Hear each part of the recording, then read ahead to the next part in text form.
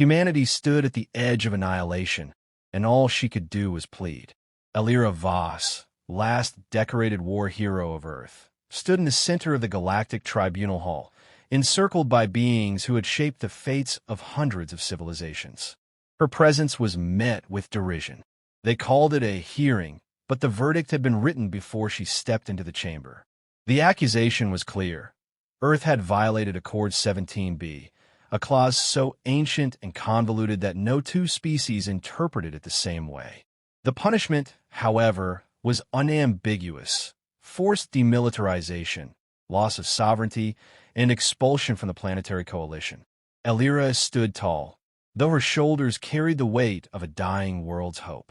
Her uniform was simple, the lapels unadorned, save for a single metal pin at her chest. Unassuming, yet oddly pristine. Her voice was level when she spoke, resonating with human clarity and conviction. We come not to grovel, nor to beg forgiveness for imagined sins. We come to be heard. The tribunal didn't hide their amusement. A Crofex ambassador, all tentacles and teeth, let out a bubbling laugh. Your species lit its own world aflame for centuries. Now you wish to instruct us on fairness. Another voice joined in, sharp, insectoid, mocking. Humanity pleads for mercy like it's a currency they invented. Elira didn't flinch. She recounted the facts: Earth's rapid adaptation to space travel, their compliance with every known interstellar law, and their swift withdrawal from disputed sectors once notified. She pointed out the glaring inconsistencies in the accusations and reference logs from neutral parties. But it wasn't evidence the tribunal wanted. It was compliance, submission, a quiet removal of a species that had risen too far, too fast.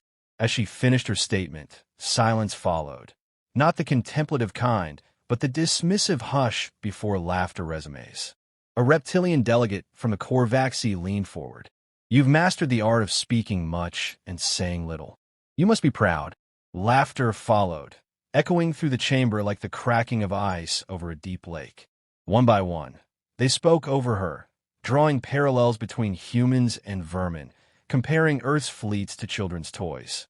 Through it all, Elira stood still, hands folded. The laughter peaked when a delegate muttered, "Perhaps we should be grateful they learned to crawl before trying to fly." It wasn't rage that stirred in her eyes, nor sorrow, just the quiet resolve of someone who had waited long enough. She let the moment breathe. Let them enjoy their final seconds of superiority. Then, softly, she said, "Then you leave me no choice." She reached up and unfastened the small, circular medal on her chest. It gleamed slightly under the chamber's artificial starlight, etched with markings no alien could decipher. Most saw it as decoration, symbolic at best. No one remembered the war it represented. No one except her. As her fingers closed around the medal, the chamber's ambient systems recorded a brief spike in bioelectric resonance. In the pause that followed, one or two delegates leaned forward, unsure whether this was a gesture of protest or something more. Elira's voice dropped an octave, calm as ocean stone. "You misunderstand what we brought to this tribunal." A murmur swept the room. She was no longer trying to convince them. Something had changed, and for the first time since she entered, the tribunal stopped laughing. 10 years before the tribunal, the skies over Europa burned red. Elira Vos was not yet a diplomat, not yet a symbol. She was a commander, bloodied, exhausted, and one decision away from losing Earth's last orbital bastion. The Dracari Armada had descended without warning. No declaration, no demand, just annihilation. Their doctrine was simple: assimilate or exterminate. Earth had neither the numbers nor the firepower to win, but surrender had never been coded into the human genome. Elira had led Task Force Black Horizon, a desperate, stitched-together fleet of outdated cruisers, automated mining rigs retrofitted with weapons, and 3 hastily reactivated dreadnoughts. Every AI model above Tier 4 had warned her the mission was suicide, and still, she had pushed forward. The medal she now held had been forged not to honor survival, but to remember what it cost.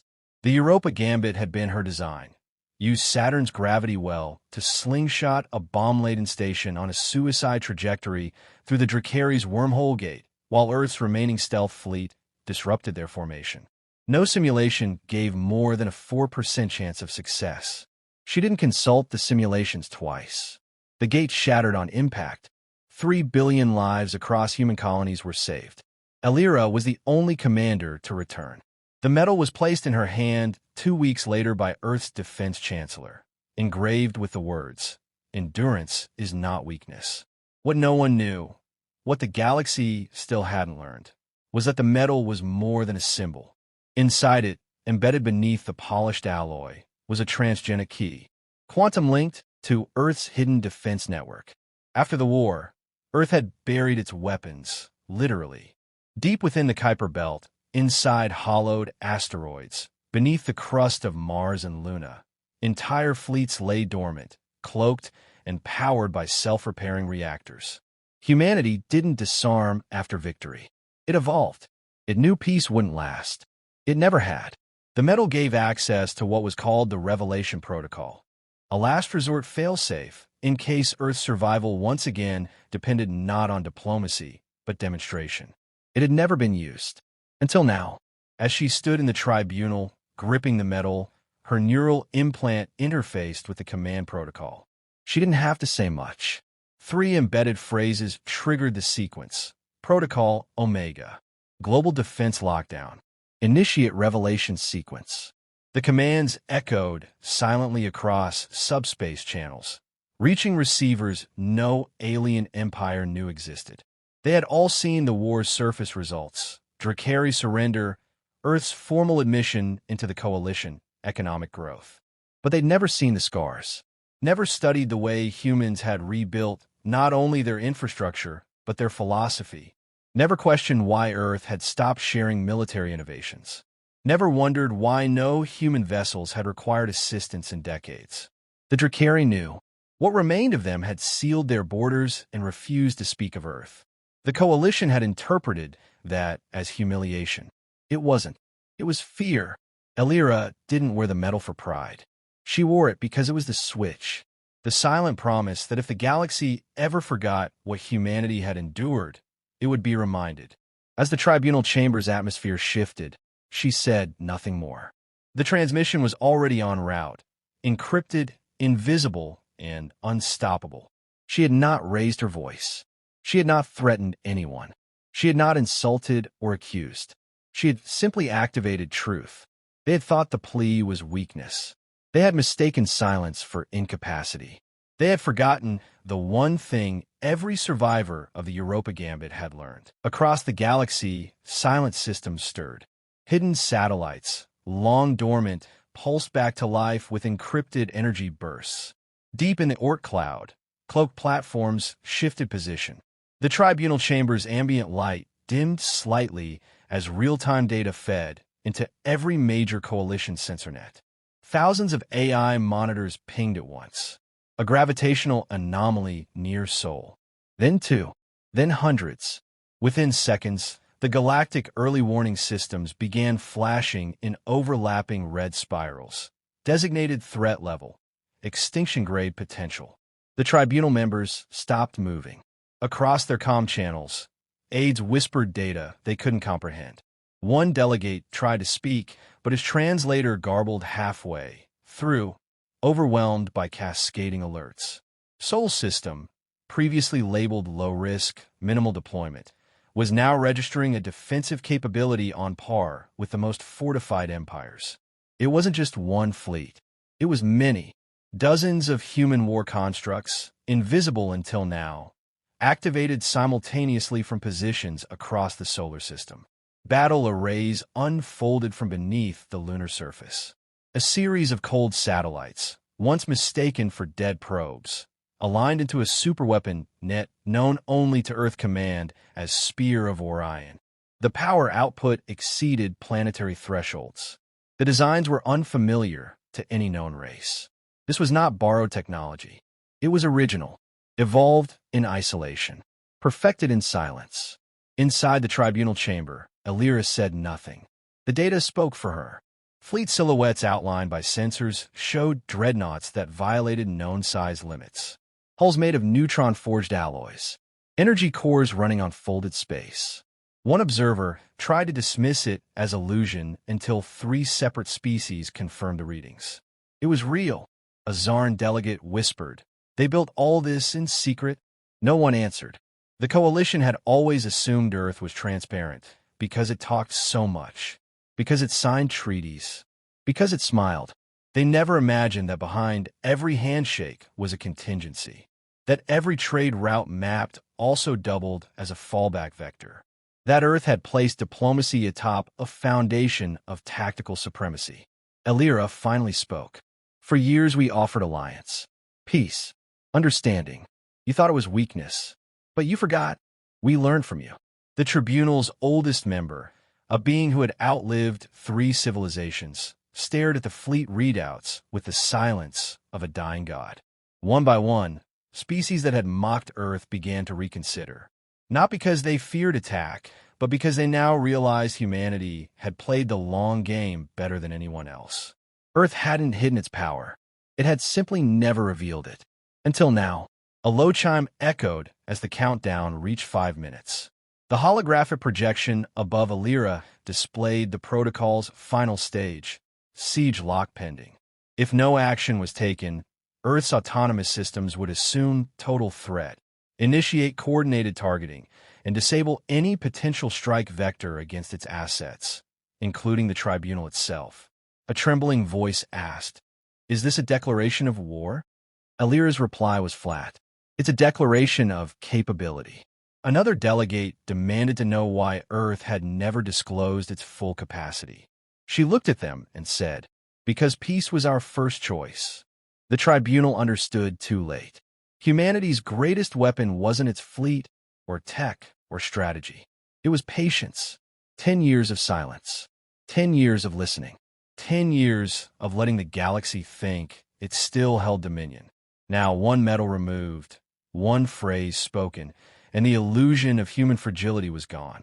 Elira didn't look proud. She looked resolved. And for the first time in tribunal history, the laughter stopped. Not because it had ended, but because it had been replaced by something older, colder, and far more permanent. The countdown ticked, for minutes, 30 seconds. No one moved. The tribunal chamber, once filled with arrogance and noise, now held only silence thick enough to choke. Elira Vos stood motionless, metal still in hand. She had issued no threats, only revealed the truth, and that truth now pressed down on every delegate with the weight of a dying star. The Korvaxi delegate finally spoke, voice rasping with force calm. "This show of force, it must be reversed. You must deactivate it." His request wasn't a demand. It was a plea, and he knew it. Elira responded without inflection. "Then reverse your verdict. Vacate the charges. Recognize Earth's sovereignty without condition." A triune ambassador tried to deflect. "This isn't procedure. We can't just overturn tribunal protocol on one representative's ultimatum." She met his gaze. "You mistook this as an ultimatum. It's not.